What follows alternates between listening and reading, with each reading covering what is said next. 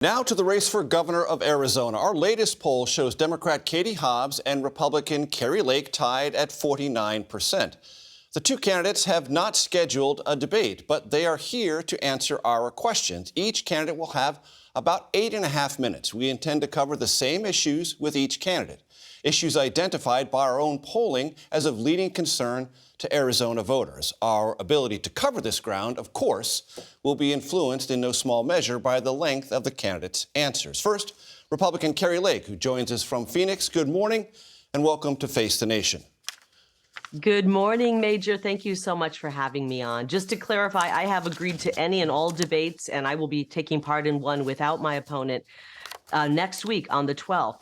I would love it if she would show up because I think there's a lot of important issues that the people of Arizona need to hear about. We will get to that, I promise. Your website is detailed and specific on the question of immigration and border security. You call, if elected as governor, for Arizona to join other states to form what you call a compact to carry out border security separate from the federal government, including arrest and detention. For the benefit of Arizona voters, can you explain the legal and practical application of this approach? Well, of course, if you know the Constitution, you know that Article 4, Section 4 calls for the federal government to protect us from invasion. And under Joe Biden's lack of leadership, we just aren't seeing that. And we have an invasion at our border. The cartels, these narco-terrorist groups have operational control, and they're using Arizona to smuggle people, to traffic children, and to traffic the most dangerous drug we've ever seen, fentanyl. And so we're going to invoke our Article 1, Section 10, basically authority to take care of our own border and protect our own border. It's right there in black and white in the Constitution,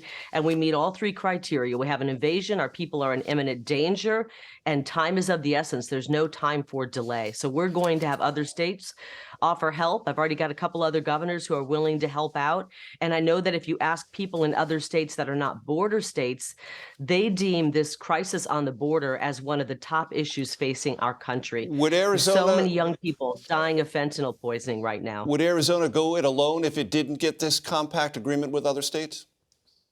Yes, we will, but I believe we will get help. I've already talked to some other governors, and they're vowing to help us out wherever they can because they realize that what comes into Arizona, fentanyl, people coming here illegally, children being trafficked, doesn't stay in Arizona. It goes to all 50 states. And I just spoke last week to a mother and father who lost their son. And it's just tragic. We're losing more people to fentanyl in Arizona since Joe Biden took office than we lost in 9/11 or during COVID.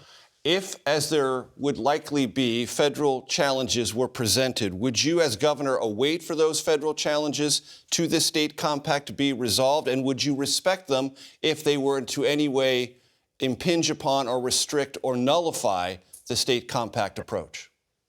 We'll challenge the federal government. If they're going to challenge us, I think we have the right to do this, and we will have attorneys file lawsuits as well. But we're not going to back down and let our people be overrun with drugs, watch more children die. We had a 16-year-old die here in the metro area last week from a fentanyl overdose. We can't keep having this happen. We're losing our young generation.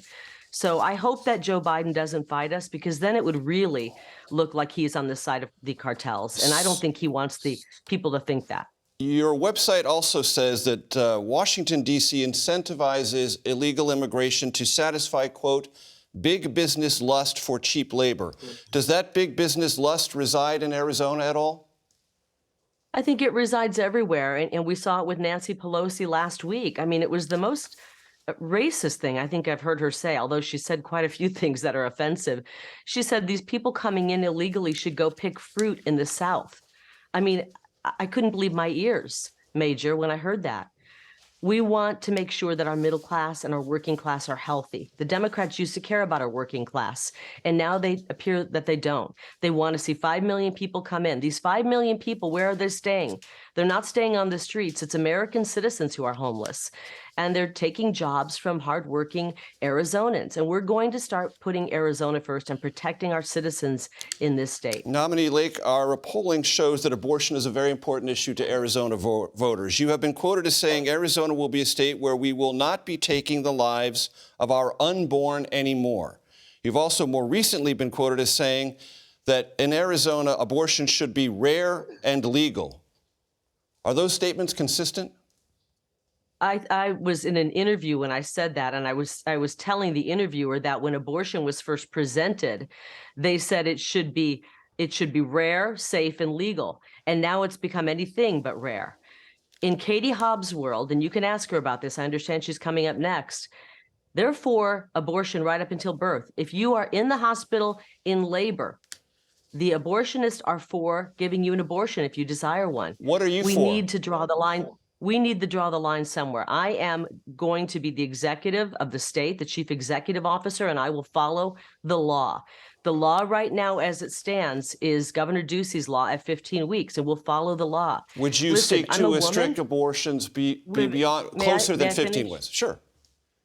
I'm a woman. I'm a mother. I'm all for women's health care. I come from a large family, 7 sisters I have. Of course, I want women's health care. This has moved beyond health care. We're not giving women choices. I'm for giving women true choices. And when they walk into an abortion center, they're only given one choice. They're not told that you have the choice to keep your baby and we can help, and here's how. Or we can help you find a loving family who will adopt your baby. I want to give women true choices. I will uphold the law, whatever that law is. And I want to see to it that we save more lives. Right now, the Democrats have started pushing so far from that rare but safe to anything goes up to 9 months of pregnancy, after birth. Katie Hobbs, my opponent, actually is voted for, and you look at her voting record, allowing a baby who survives an abortion, that the hospital would refuse medical care and allow the baby to die on a cold metal tray. We will take that She up with voted for Katie that. Hobbs, I guarantee you. This week, nominee Lake, a 64-year-old Iowa man, was arrested and charged for threatening to lynch Maricopa County Supervisor Clint Hickman. In reaction, Hickman said people in positions of influence and leadership in Arizona are silent. How can you be silent? Do you have a reply for Mr. Hickman? And would you support, and do you support, federal and state prosecution of anyone who threatens the lives of an election worker? I think that anyone who threatens anyone's lives should be detained and questioned. I'm not for violence in any way. And I should remind you that, during COVID, when a lot of Americans were faced with not being able to use their free speech to speak out against what was happening, they were losing their jobs, they were losing their businesses, they were being forced to get shots that they didn't want. People were being bullied and attacked and also threatened during that time. I think we need to get back to where we have free speech and we shouldn't be threatening people. And I hope that they arrest that man and detain him. Earlier this week, Blake Masters, as you know, Republican nominee for the Senate, said he has not seen evidence of vote counting problems or election results that would have changed the outcome of the 2020 presidential election. He also said President Biden is the legitimate president. Do you agree? I think we have major problems in our election system. And it goes back to 2000. We had Democrats saying that 2000 election wasn't fair. They were complaining the 2004 election wasn't fair.